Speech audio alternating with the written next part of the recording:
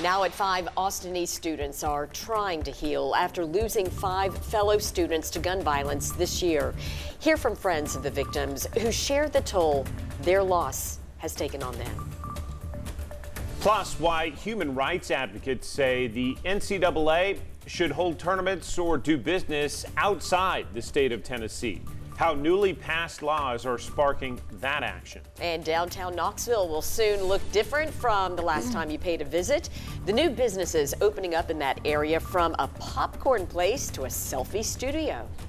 10 News is brought to you in high definition exclusively by Toyota and Lexus of Knoxville. WBIR 10 News starts now.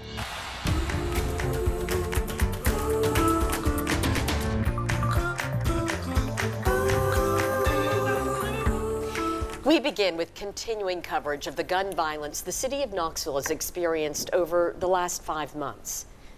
10 News reporter Malik Jackson sat down with 3 Austin East students who were friends with some of the students gone too soon. He joins us live outside that high school with the first part of his interview with those students. Malik.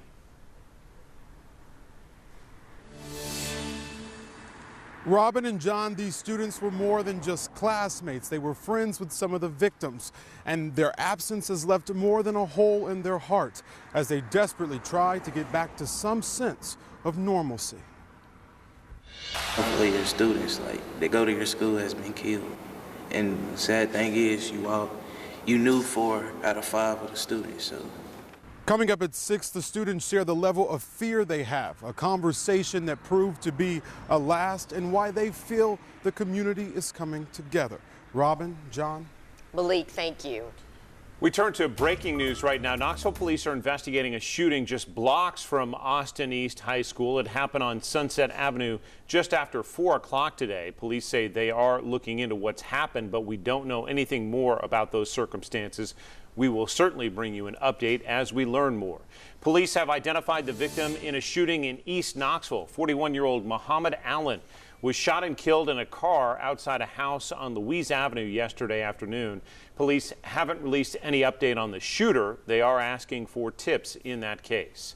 Gatlinburg police are looking for whoever owns this truck. Police say someone stole from and vandalized several Townsend Tree Service trucks last month, and they say the person who took power tools and a tow-behind wood chipper, as well as some cutting wires, has this truck. They also stole some hydraulic lines. Townsend Tree Service is offering a $2,000 reward for any information in that case. Let's turn now to your forecast and take a look at Sevier County. It has been cloudy but warm. This is a live look from the Parkway. All day long, kept wondering, okay, is it going to rain? Is it going to rain? But in my neck of the woods, it never rained. Yeah, right. It felt like it, though, yes. Robin. Todd, what are we seeing across the region? Yeah, clouds and not much rainfall. We could still see a few isolated, maybe spotty light showers or sprinkles this evening. Robin, we'll send it back to you for now. All right, Todd, thank you.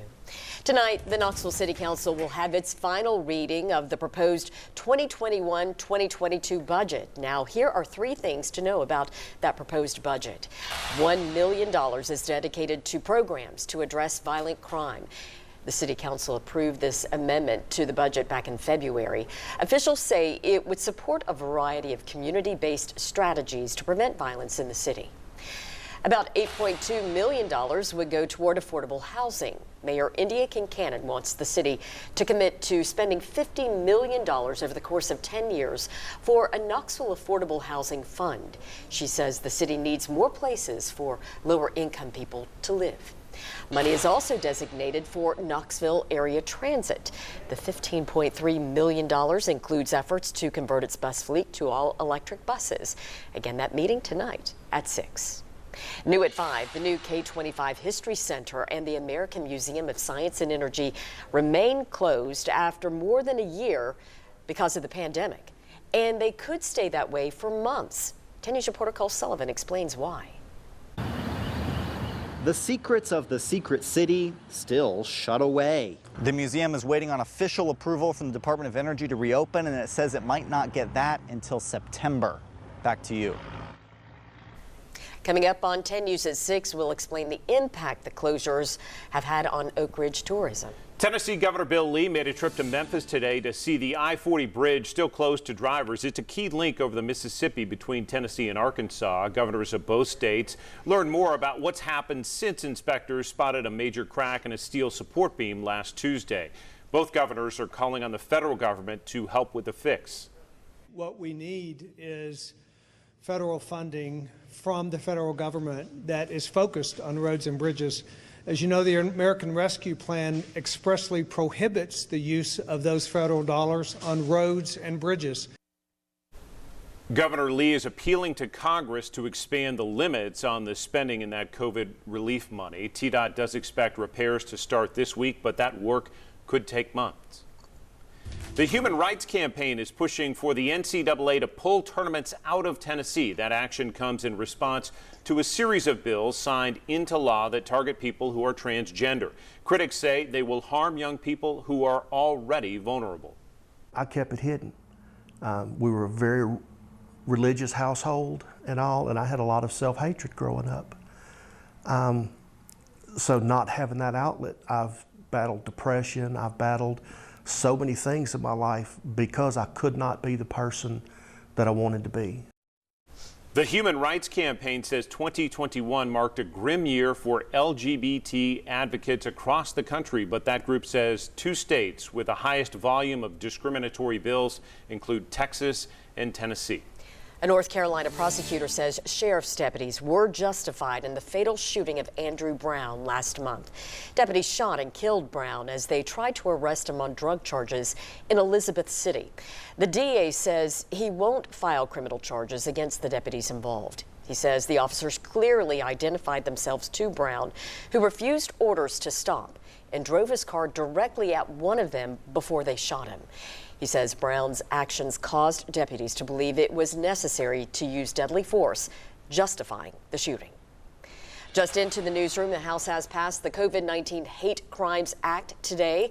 The bill addresses the rise in hate crimes against the Asian American community since the pandemic began. The Senate passed it almost unanimously last month. Speaker of the House Nancy Pelosi says this bill is needed.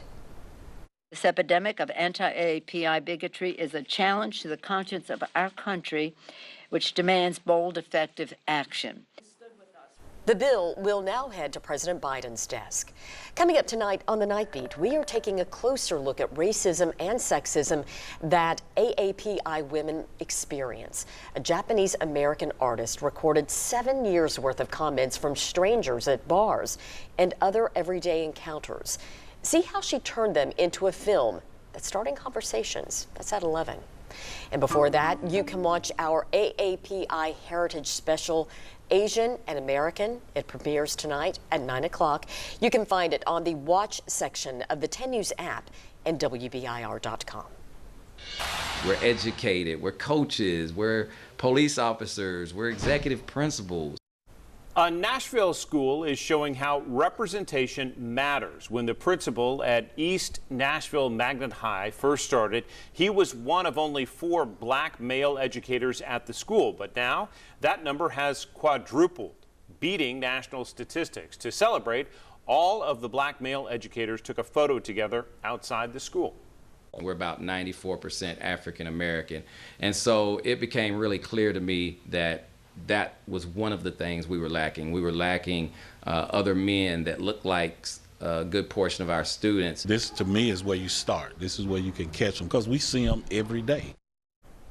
Black men make up only 2% of teachers in the U.S. That's according to data from the Stanford Center for Opportunity Policy in Education. 10 Knox County students have college degrees before they graduate high school. That's a new record for the school system. 10 News reporter Katie Inman spoke to those graduates and shares how they got their early start. Career Magnet Academy shares space with Pellissippi Community College in Strawberry Plains. The school is aiming for more associate's graduates next year. In Knoxville, I'm Katie Inman. So are you inspired? There are 60 freshman spots open at Career Magnet Academy for the next school year, and you can apply online. Still ahead, if you haven't been to downtown Knoxville in a while, there are some new places to see. At 5:30, we'll look at the new businesses that you can check out.